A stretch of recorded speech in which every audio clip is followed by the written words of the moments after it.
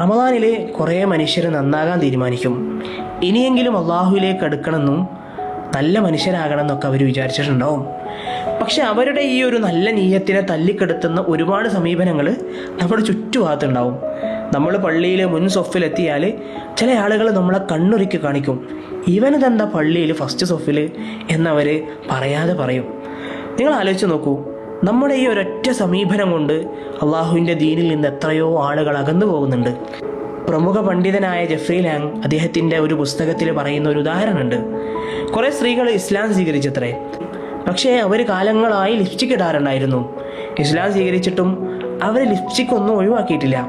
ഇത് കണ്ട ചില ആളുകൾ അവരെ ഉപദേശിക്കാൻ തുടങ്ങി, ഈ ലിപ്സ്റ്റിക് ഒന്നും ഇപ്പോൾ ഉപേക്ഷിച്ചിട്ടില്ലെങ്കിൽ നിങ്ങൾ ഇസ്ലാമിൽ നിന്ന് തന്നെ പുറത്തു പോകും. ഇത് കേട്ടതും അവർക്ക് ഇസ്ലാമിലുള്ള താല്പര്യം നഷ്ടപ്പെട്ടു. ഇസ്ലാം എന്തോ ഭീകരവാദമാണെന്നൊക്കെ അവർ തെറ്റിദ്ധരിച്ച് ഇസ്ലാം വിട്ടുപോയി. ഇവിടെ നമ്മൾ